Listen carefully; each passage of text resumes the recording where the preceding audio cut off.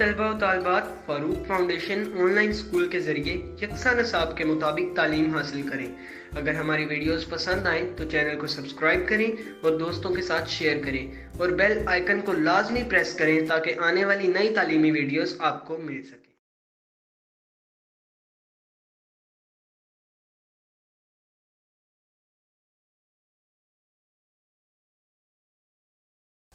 Assalamu alaikum students. Here I am teach to physics class 10th. Students, if you listen and watch all these video lectures with full attentively, then hope so you will get excellent marks in the exams. मेरी parents से भी एक request है, वो अपने बच्चों को online learning के बारे में उन्हें अवेयरनेस दें ताकि बच्चे अपनी स्टडी को कंटिन्यू रख सकें। स्टूडेंट्स, इस तरह ऑनलाइन लर्निंग करके आपको किसी इंस्टीट्यूट या किसी ट्यूटर से भी हेल्प लेने की ज़रूरत नहीं पड़ेगी। आप लोग हमारे इस यूट्यूब चैनल पर फ़ारूक फाउंडेशन ऑनलाइन स्कूल में ग्रेड 1 से लेके ग्रेड 10 तक ऑल वीडियो लेक्चर्स मौजूद हैं।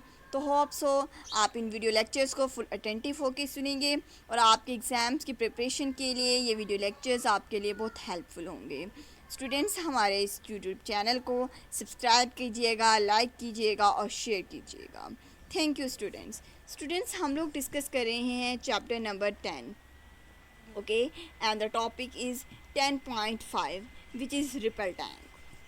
Okay students, हम लोग ये डिस्कस करेंगे आज topic. Ripple tank is a device to produce water waves to study their characteristics. Okay, ये हमारे पास एक रेक्टेंगुलर ट्रे होते हैं, ठीक है। अब इसके एक बॉटम पे हमारे पास एक हम लोगों ने This apparatus consists of a rectangular tray having glass bottom. इसके जो बॉटम है वो ग्लास के होती है और ये हमारे पास एक रेक्टेंगुलर ट्रे पे कंसिस्ट होता है। अब हम लोग इसके बॉटम पर किसी भी शेप का एक इमेज डेवलप करते हैं, ठीक है। इसलिए जो इसका बॉटम है वो मतलब इसलिए ग्लास बॉटम यूज़ करते हैं, ठीक है। It is placed nearly half metre above the surface of the table, और इसे हाफ मीटर अबव रखते हैं from the surface of the table. Wave can be produced on the surface of the water present in the tray by means of a vibrator paddle, ठीक है। Okay students, ये जो vibrator है,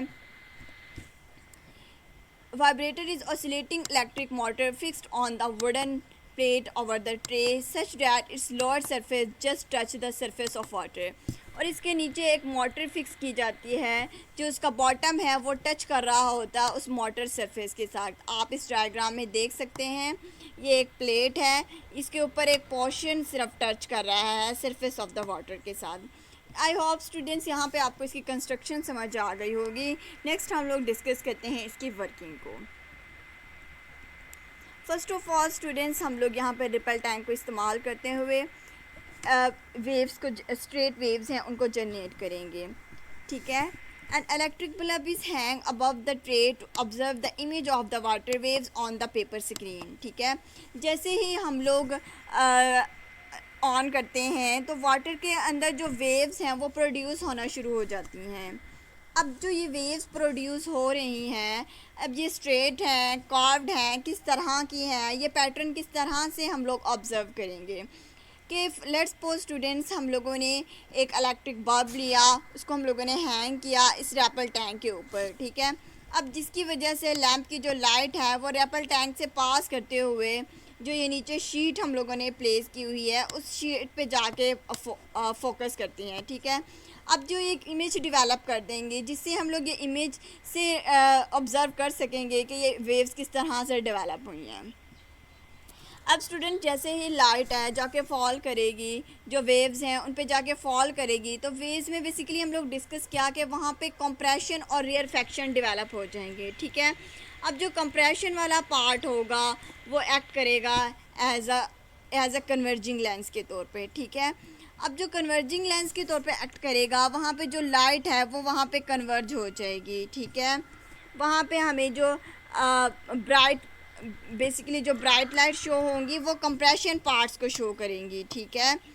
similarly students, जो compression parts के दरमियान में जो कुछ गैप्स पार्टिकल भी होंगे, वो गैप्स पार्टिकल बेसिकली वो हमारे पास रेयरफेक्शन होंगी, ठीक है। कि एज अ रेयरफेक्शन जो है वो डाइवर्जिंग लेंस के तौर पर एक्ट करेंगे। अब स्टूडेंट जैसे ही लाइट रेज इस पे फॉल करेंगी वो डाइवर्ज करेंगी, वो इस पेपर शीट तक नहीं पहुंच सकेंगी। अब जो स्टूडेंट्स जो यहाँ पे जो डार्क पोर्शंस हमारे पास यहाँ पे इस फिग में क्रिएट कर रहे हैं वो शो कर रहे हैं डाइवर्जेंस को।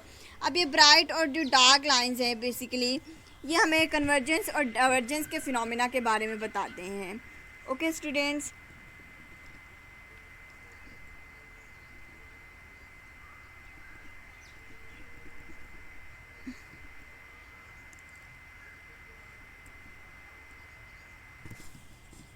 crust and trough of waves appear as a bright and dark lines respectively on the screen.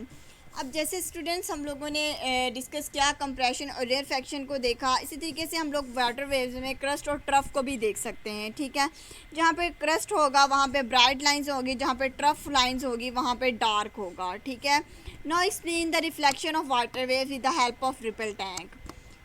अगर हम लोग इन सर्कुलर वेव्स को ऑब्ज़र्व करें, ठीक है, सेम फिनोमिना यूज़ करें, इलेक्ट्रिक बल्ब प्रोड्यूस करेंगे, उसकी जो लाइट है उसका इमेज डेवलप करेंगे उसकी शीट पे।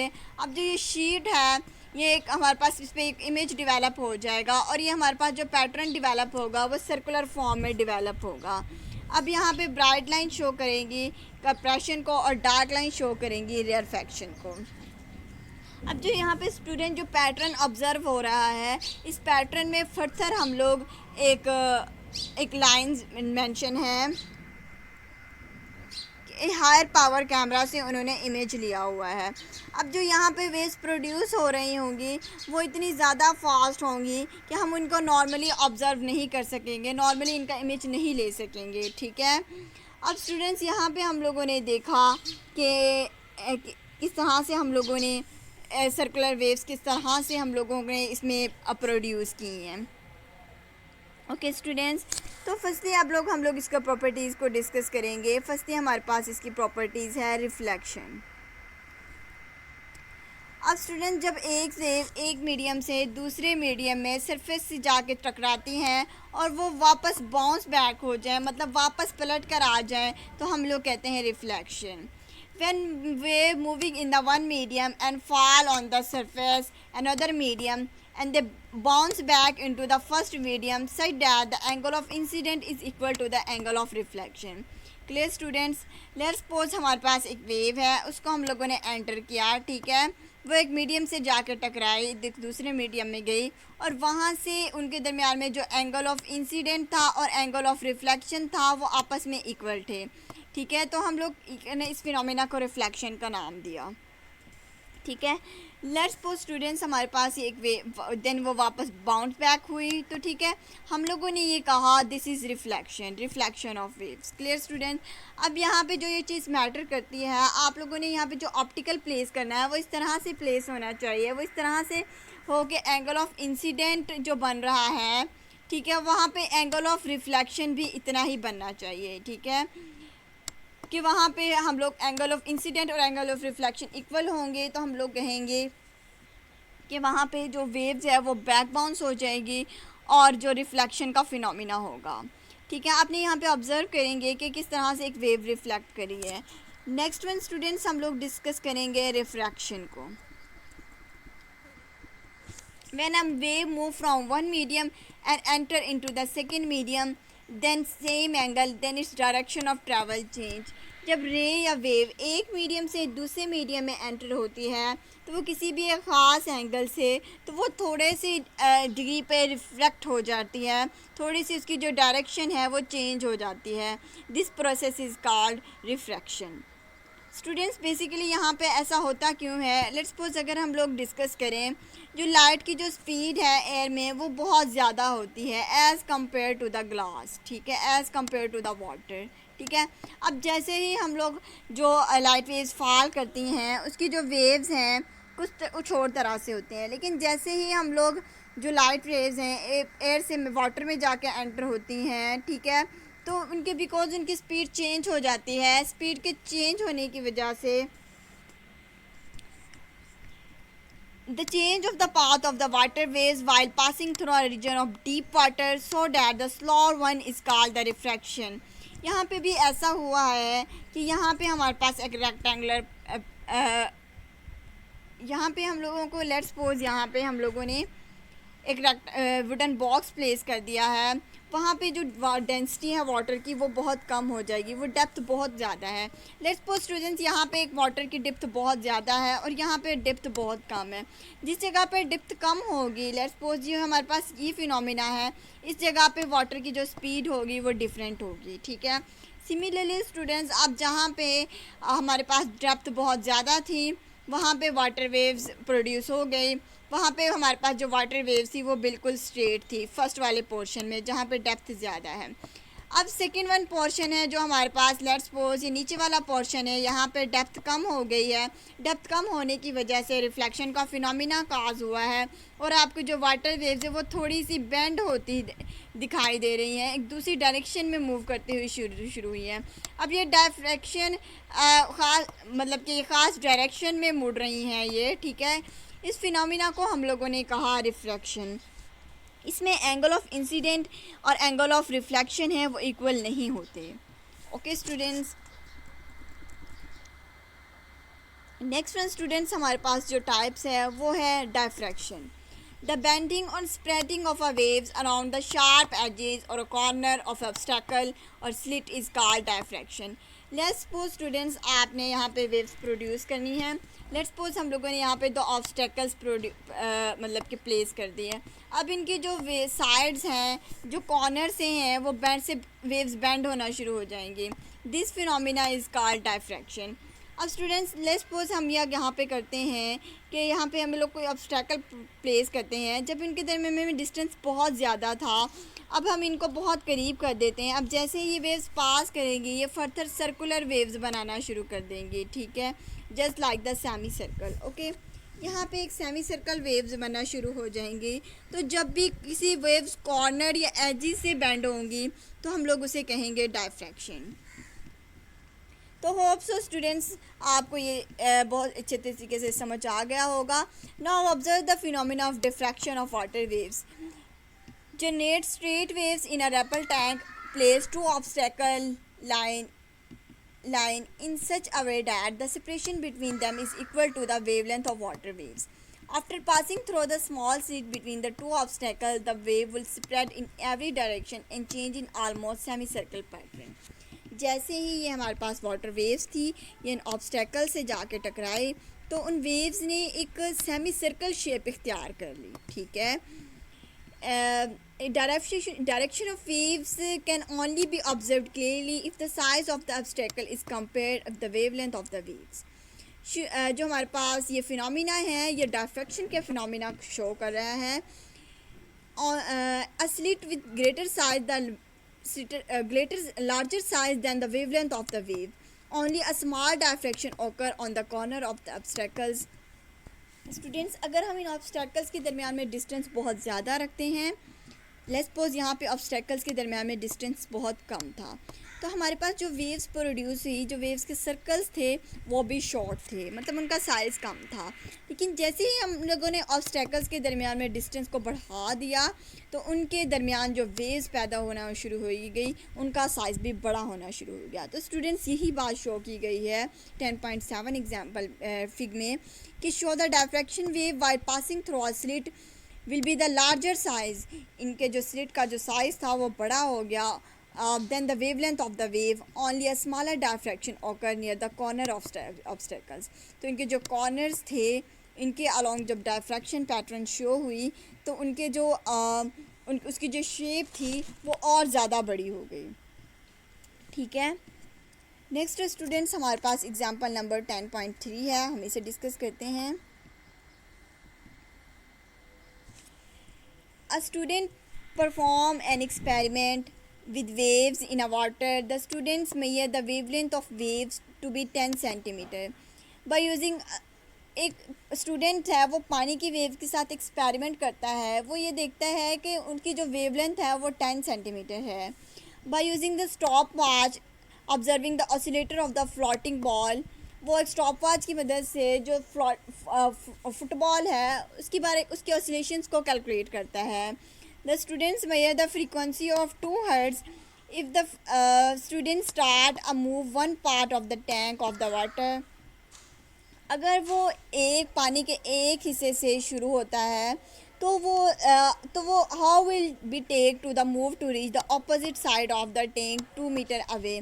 अगर एक वेव्स पानी के टैंक एक हिस्से से हरकत शुरू करती है तो वो टैंक के दूसरे हिस्से की तरफ 2 मीटर के फासला तय करती है। तो वो इतना 2 मीटर का फासला कवर करने में हमारे पास कितना टाइम लेगा, ठीक है। हम लोगों ने उस वेव की स्पीड को कैलकुलेट करना है, हम लोगों ने उस टाइम को बताना है कि उसे कितना टाइम लगा। ओके, फर्स्टली स्टूडेंट्स हमारे पास हम एक एक्सपेरिमेंट परफॉर्म करते हैं।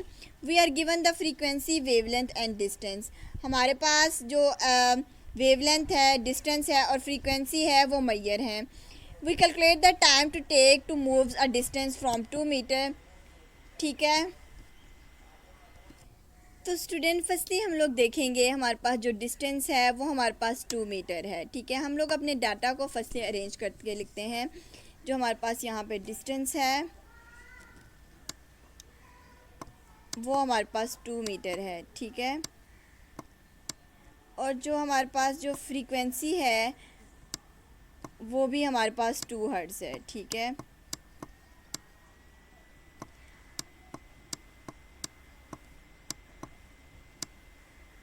ओके स्टूडेंट्स, और हमारे पास जो वेवलेंथ है वो हमारे पास है 10 सेंटीमीटर, ठीक है। अगर सेंटीमीटर को हम लोग मीटर में कन्वर्ट करना चाहें तो ये 10 सेंटीमीटर है, तो अगर इसको हम लोग मीटर में कन्वर्ट करें तो हमारे पास मीटर में आ जाएगा 0.1 मीटर, ठीक है। स्टूडेंट्स हमारे पास गिवन फार्मूला है v is equal to F lambda, ठीक है। तो फर्स्टली हम लोगों के पास फ्रीक्वेंसी 2 हर्ट्ज़ है और वेवलेंथ हमारे पास है 0.1 मीटर। तो हमारे पास इसकी वेलोसिटी आ गई 0.2 मीटर पर सेकंड। सेकंड में हम लोगों ने डिस्कस करना है टाइम को, तो हम लोग टाइम को डिस्कस करेंगे। जो वेलोसिटी है वो हमारे पास इक्वल टू होती है rate of change of displacement, ठीक है। उसे हम लोगों ने वेलोसिटी का नाम दिया।